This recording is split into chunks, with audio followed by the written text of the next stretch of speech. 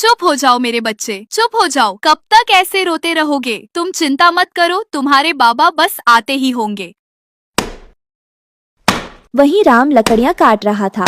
हाँ, आज तो काफी अच्छी लकड़ियाँ मिल गई हैं। अब इन्हें बाजार में बेचकर मैं अच्छे पैसे कमा पाऊंगा। अभी इन लकड़ियों को उठाकर घर ले जाता हूँ, फिर शाम होते ही मैं इन लकड़ियों को बाजार में जाकर बेच आऊंगा। इसके बदले मुझे कुछ पैसे तो मिल जाएंगे। राम उन लकड़ियों के गट्ठर को उठाकर वहाँ से निकल जाता है।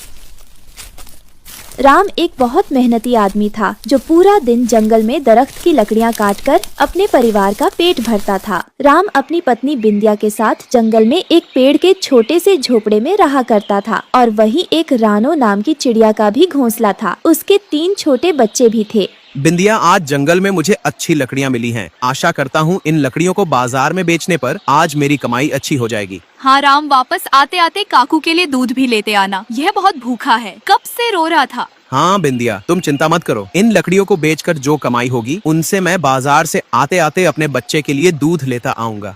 राम, तुम बहुत मेहनत करते हो और मैं तुम्हारे साथ बहुत खुश हूँ। बिंदिया, मैं पूरा दिन जंगल में सूखे पेड़ ढूंढकर उनकी लकड़ियां काटता हूँ। जानती हो, इस काम में बहुत मेहनत है, परंतु जब मैं अपने परिवार के बारे में सोचता हूँ तो यह मेहनत मुझे कुछ भी नहीं लगती और मैं ये सारा काम आसानी से कर लेता हूँ क्योंकि मुझे अपने परिवार की बहुत फिक्र है। हाँ राम, हम भले ही काफी गरीब हैं, पर हम अपने जीवन से कभी मायूस नहीं हुए। हम हमेशा खुश रहेंगे। शाम होते ही राम अपनी सारी लकड़ियाँ उठाकर बाजार की तरफ निकल जाता है। राम एक लकड़ियों के सौदागर के पास पहुँचता है जो पेड़ की लकड़ियाँ खरीदा करता था। अरे राम भाई, आओ आओ। पिछले पूरे 1 हफ्ते से तुम मेरी दुकान पर नहीं आए। क्या कहीं और जाकर लकड़ियाँ बेचना शुरू कर दी है? नहीं भैया, ऐसी बात नहीं है। मैं तो लकड़ियां बस आपको ही बेचता हूँ। बस पिछले 1 हफ्ते से मुझे जंगल से कुछ ज्यादा लकड़ियां मिली ही नहीं, तो मैं आपको बेचने ही नहीं आया। अच्छा, चलो कोई बात नहीं।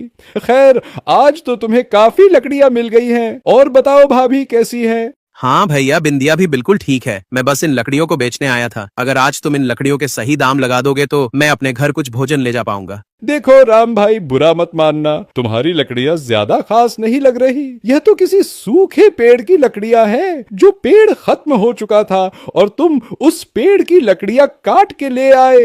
इन पेड़ की लकड़ियों के दाम मैं तुम्हें ज्यादा तो नहीं दे सकता। अच्छा, तो फिर इन लकड़ियों के तुम मुझे कितने दाम दे सकते हो? देखो, जैसी ये लकड़ियां है, अगर तुम किसी और को बेचने जाओगे तो कोई इसके 5 रुपए भी नहीं देगा तुम्हें, परंतु तुम मेरे अच्छे दोस्त हो, इसीलिए मैं तुम्हें इसके 10 रुपए देने को तैयार हूँ। बोलो। 10 रुपए? यह तो बहुत कम पैसे हैं भाई। इतने पैसों से तो मैं अपने घर पर सही से भोजन भी ले जा नहीं पाऊंगा। तो फिर ये पैसे मेरे किस काम के? हाँ, देख लो भाई, जैसे तुम ईमानदारी से काम करते हो इस तरह तो तुम्हें इतने ही पैसे मिलेंगे। इसमें ही तुम्हें अपना घर चलाना होगा। गांव के ज्यादातर लोग बेईमानी का धंधा कर रहे हैं और देखो, लोग इतना सुकून का जीवन जी रहे हैं। मैं तो बोलता हूँ तुम भी मेरे साथ जुड़ जाओ। नहीं भाई, मैं ऐसा कोई काम नहीं कर सकता जिसमें बेईमानी हो। मैं ईमानदारी से अपने दरख्त काटूंगा और इनसे जो पैसे मिलेंगे मैं उससे ही अपना घर चला लूंगा। भले ही मेरा जीवन थोड़ा कठिन है, परंतु इस ईमानदारी की कमाई में बहुत सुकून है। राम, तुम मेरे दोस्त हो, इसीलिए मैं तुम्हारी भलाई के लिए यह सब कुछ कह रहा था, परंतु तुम्हें समझ नहीं आता। अब अपने 10 रुपए लो और यहाँ से चले जाओ। ठीक है भाई, तुम मुझे मेरे 10 रुपए ही दे दो, मैं उसमें ही खुश हूँ। एक ना एक दिन मेरे दिन भी बदल जाएंगे। राम पैसे लेकर घर पहुंच जाता है। बिंदिया, मैंने जितनी लकड़ियां काटी थी वो सब सूखे पेड़ की थी, इसीलिए दुकानदार ने मुझे बहुत ही कम पैसे दिए। उतने पैसों में बस यह भोजन ही आ पाया और मेरे पास जरा भी पैसे नहीं बचे। राम, हम 2 वक्त का भोजन खा पाते हैं, यही हमारे लिए बहुत है। बहुत से लोगों को तो यह भी नहीं मिलता। हाँ, शायद तुम ठीक ही कहती हो। मुझे ऐसे ही मेहनत करते रहना चाहिए। एक ना एक दिन सब कुछ ठीक हो ही जाएगा।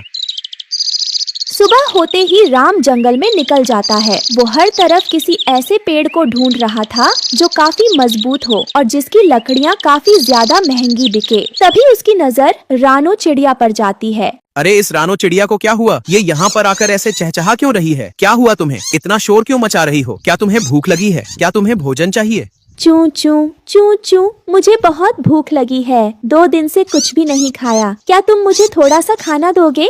लगता है यह बहुत भूखी है, तभी यहाँ पर आकर इतना शोर कर रही है। यह सोच रही है कि मैं इसे कुछ भोजन दे दूंगा, परंतु मेरे पास तो खुद 2 रोटियां हैं। कोई बात नहीं, एक रोटी इस मासूम रानो चिड़िया को डाल देता हूँ। राम अपने झोले में से एक रोटी निकालकर उस रानो चिड़िया को डाल देता है। भूखी रानो चिड़िया फौरन से राम की दी हुई रोटी को खाने लगती है।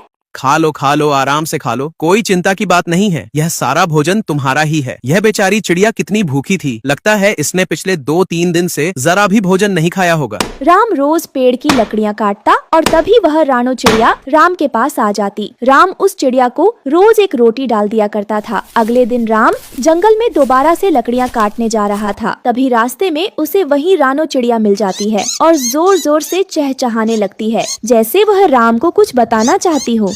अरे वाह, आज तो मैं लकड़ियां काटने के लिए पहुंचा भी नहीं और तुम मुझे रास्ते में ही मिल गई। परंतु तुम इतना जोर जोर से क्यों चहचहा रही हो, इतना शोर क्यों मचा रही हो? शायद तुम मुझसे कुछ कहना चाहती हो, परंतु मैं समझ नहीं पा रहा। आखिर तुम मुझे क्या बताना चाहती हो? तभी वह रानो चिड़िया राम को अपने पीछे पीछे कहीं ले जाने लगती है। राम उस चिड़िया को देखता है और बस उसके पीछे पीछे चलने लगता है। अरे बस करो, आखिर तुम मुझे कहाँ ले जा रही हो? तभी वह रानो चिड़िया राम को ऐसी जगह लाती है जहाँ एक खजाने से भरा हुआ संदूक पड़ा हुआ था। राम उस खजाने से भरे हुए संदूक को देखकर बहुत खुश हो जाता है।